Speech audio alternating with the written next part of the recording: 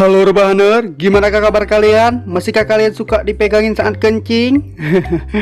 Kembali lagi bersama saya di Babang Komun di sini ya. Kali ini saya akan menceritakan sebuah alur cerita film yang berjudul Film Fun Turning Red 2022. Di awal film kita diperlihatkan beberapa foto keluarga Cina yang memperlihatkan tata cara menghormati kedua orang tua, di mana orang tua kita telah bekerja keras membiayai hidup kita. Jadi kita harus selalu mematuhinya dan menghormati perintah kedua orang tua kita. Tapi jika itu terlalu berlebihan, maka...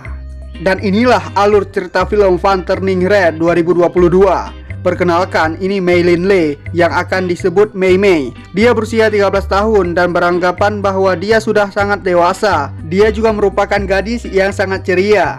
Scene berpindah ke sekolah. Di sini kita diperlihatkan oleh beberapa sahabat dekat si Mei Mei. Ini orangnya: Miriam, Priya, dan Abi. Mereka mengawali hari seperti biasanya di sekolah, seperti mengganggu temannya yang bermain basket dan lain-lain. Sepulangnya dari sekolah, mereka berempat menyempatkan waktu untuk mengagumi seorang pria remaja yang bekerja di sebuah supermarket dekat dengan sekolahnya tersebut. Dan pada akhirnya Mei Mei menunjukkan brosur boyband 4 tahun yang akan dikelar, di mana boyband tersebut merupakan idola mereka sejak lama. Pembahasan Mei Mei pun dipotong oleh Priya, di mana dia mengatakan bahwa tiket 4 ton sangatlah mahal. Obrolan pun berakhir ketika bus penjemputan Mei Mei tiba. Mei pun sampai ke rumahnya, di mana di perumahan tersebut terdapat semua keluarga dekatnya si Mei Mei. Ya, bisa dibilang perumahan tersebut seperti kuil Cina lah. Lanjut ke cerita, di mana Mei Mei berjumpa dengan ibunya yang sangat khawatir terhadap Mei Mei, dikarenakan Mei Mei pulang telat 10 menit daripada biasanya. Ada-ada aja nih orang tua, suka ngatur, aduh. Ternyata Mei Mei merupakan anak yang dimanjakan oleh ibunya. Berdoa ala Cina pun dimulai, di mana dia memuja-muji leluhurnya yang terhormat, yakni penjaga panda merah, yang telah menjaga dan membimbing mereka, terutama Mei Mei anaknya. Lanjut ketika Mei Mei dan ibunya sedang membersihkan kuil seperti biasanya, ternyata ada aja orang yang mengganggu aktivitas mereka. Dan di lain sisi ternyata setiap hari Minggu mereka selalu kedatangan tamu yang berkunjung ke kuil. Malam pun tiba, di mana Mei Mei, ibu dan ayahnya sedang menonton acara televisi. Tiba-tiba lewat iklan pertunjukan 4 ton, di mana Mei Mei merupakan fans berat mereka. Namun ibu Mei Mei tidak menyukai boyband tersebut dan mengatakan penggemar mereka merupakan para gadis aneh saja. Seketika mood Mei Mei pun hilang. Di saat berada di kamarnya, Mei Mei dengan isengnya menggambarkan pria yang ada di sawalayan tadi siang mereka lihat itu. Dengan terus-menerus gambar tersebut ia gambar, sampai ketika ibunya masuk ke kamar dan melihat semua gambar yang telah ia lukis. Dengan sangat syok, ibunya bergegas membawa Mei Mei ke tempat pria tersebut bekerja, di mana Mei Mei dengan sangat takut menghadapi situasi demikian. Dengan ocehan yang dilontarkan oleh ibu si Mei Mei membuat pria tersebut bingung. Anjir, kenapa jadi gua, beko? Dan pada akhirnya si ibu menunjukkan gambar ini yang membuat seisi swalayan tersebut menertawainya. Ada-ada aja nih orang tua. Aduh. Mei Mei pun sangat malu atas kejadian yang menimpa dirinya tersebut. Sesampainya di rumah, Mei Mei merasa malu atas kelakuan dirinya tadi. Dia menatap ke cermin lalu berkata, ini takkan terjadi lagi. Mei Mei pun bergegas tidur. Di malam itu tiba-tiba turunlah hujan dan suara petir. Secara tiba-tiba langit jadi merah dan keluarlah beberapa binatang, entah binatang apa itu. Pagi harinya ketika Mei bangun dari tidurnya dan ternyata ini yang terjadi.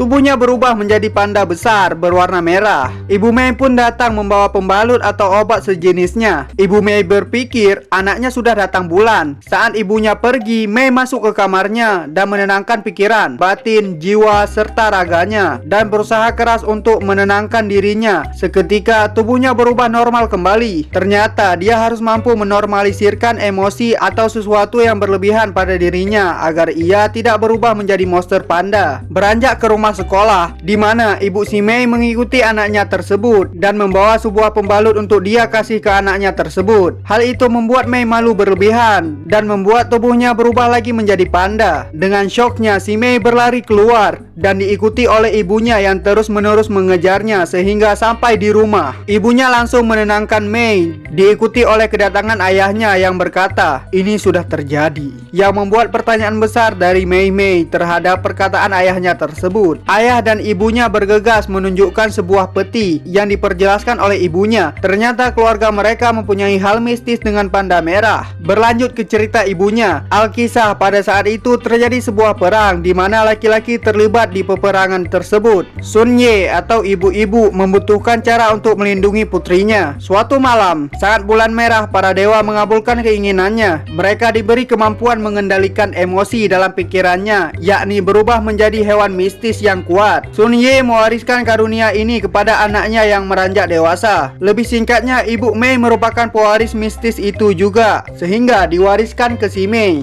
Mendengar hal itu, Mei jadi bertambah emosi, namun ibunya menenangkannya dan mengatakan itu ada obatnya. Kita harus ikut ritual pada bulan merah dan roh tersebut dikunci di sebuah batu kecil seperti ini. Lalu kau akan sembuh selamanya. Beranjak ke ruangan khusus, Mei pun tidur. Esok paginya kuil pun ditutup karena keadaan Mei. Tak lama kemudian datanglah sahabatnya, Mei, yang terkejut atas perubahan pada dirinya Mei. Para sahabatnya bertanya apa yang terjadi. Ini faktor genetik, nanti juga bakalan hilang, ujar Mei sambil menangis. Sebab para sahabat yang seiman dan seagama, mereka pun menasehati Mei agar tenang dan tidak menangis. Mei bertanya kapan 4 tahun dimulai. Abi menjawab tanggal 18. Akan yakin aku belum sembuh, ujar Mei sambil menangis layaknya anak mami. Dengan sedikit lagu dangdut mereka menenangkan Mei. Iya, lagu dangdut anjir. Dan suasana pun kembali normal. Kesenangan hati Mei ingin menonton konser 4 ton harus terwujud. Ibu Mei menuju ke kamarnya. Para sahabatnya pun bergegas pergi. Lanjut ketika Mei mengatakan bahwa dia sudah sembuh kepada ibunya. Lalu ibunya melakukan tes ini. Tes pun berakhir tanpa dia harus berubah menjadi panda. Mei berhasil mengontrol emosinya. Ternyata Mei lakukan itu karena ia memiliki kemauan dalam batin tubuhnya untuk menonton konser 4 ton. Dan hal itu ditolak mentah-mentah oleh ibunya. Aduh, kasihan banget sih Mei. Di saat ibunya Mei sedang emosi-emosinya, diteleponlah dia oleh ibu kandungnya yang mengetahui bahwa cucunya yang bernama Mei sudah dewasa dan berubah menjadi panda merah. Dan hal itu membuat neneknya ingin menjenguk cucunya tersebut. Keesokan paginya, di mana Mei sedang bermain basket, ternyata dia diikuti oleh ibunya yang membuat Mei diejek oleh temannya yang ini dan membuat Mei kesel sehingga melemparkan bola ke arahnya, namun tidak kena. Dan Mei dikeluarkan dari permainan oleh bapak ini. Beralih ke ruangan di mana Mei disuruh tenang oleh sahabatnya dikarenakan Mei tidak diperbolehkan lihat konser dan ibunya mengasih uang kepadanya sebanyak 200.000 dolar. Mereka berempat pun mempunyai rencana mencari uang, yakni merubah diri Mei menjadi panda, di mana anak di sana sangat menyukai panda, dan disitulah mereka mengumpulkan uang sedikit demi sedikit. Sedikit info, mereka harus mengumpulkan uang sebanyak 800 dolar dikarenakan satu orang 200 dolar, dan karena mereka berempat, ya gitulah pokoknya.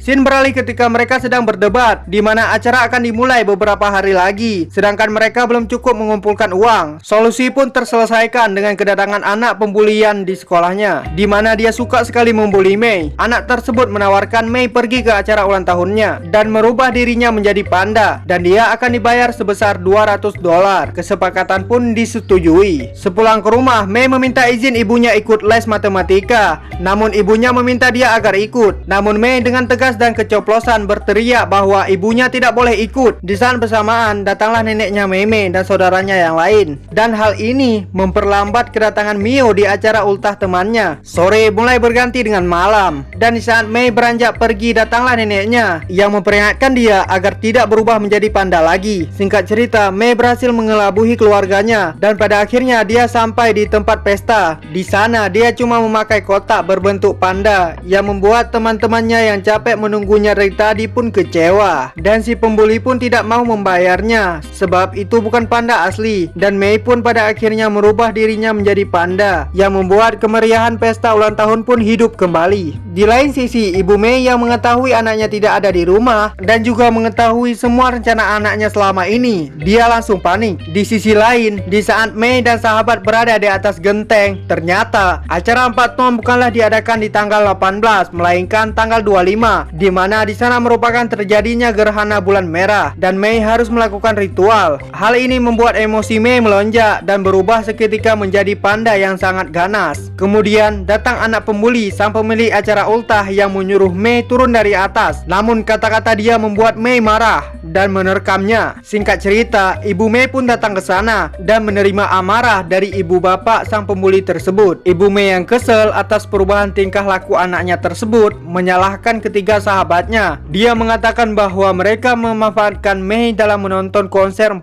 ton. Namun Mei bukannya membela temannya, tapi dia malah terdiam. Scene berpindah ketika tanggal 25 tiba, di mana Mei melakukan ritual agar dirinya tidak berubah menjadi panda lagi. Di saat proses ritual berlangsung, bukannya Mei menolak panda keluar dari tubuhnya, ia malah menyatukan lagi pandanya dan berlari menuju konser 4 ton digelar. Hal ini juga memicu amarah ibunya, sehingga ibunya dengan dorongan emosinya berhasil memecahkan batu kalung dan membuat roh panda raksasa keluar dan mengejar si Mei. Di lain sisi, Mei yang terus berlarian akhirnya sampai di tempat konser. Mei pun meminta maaf kepada sahabatnya karena tidak menceritakan hal yang sebenarnya saat ibunya memarahi mereka, dan pada akhirnya si Mei pun dimaafkan oleh para sahabatnya tersebut. Diikuti oleh si pembuli juga ada di sana. Acara konser pun dimulai. Namun tidak berlangsung lama, sebuah monster panda super besar datang di sana, yakni monster tersebut merupakan ibunya si Mei.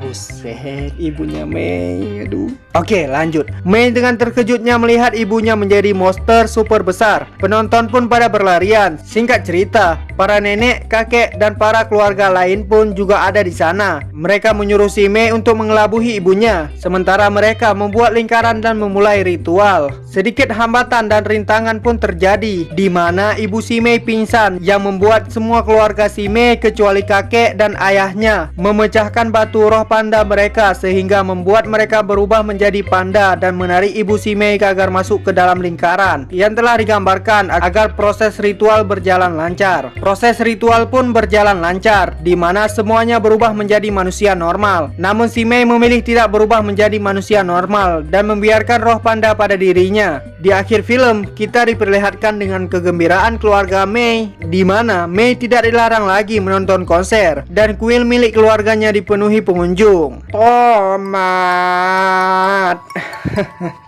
Ending yang sangat membagongkan. Ya, untuk kalian yang suka dengan alur cerita ini, jangan lupa kalian klik tombol like-nya ya, kasih like pokoknya ya. Dan kalian klik tombol subscribe-nya juga dan aktifin lonceng notifikasinya. Oke? Dan saya Babang Komun pamit mengundurkan diri.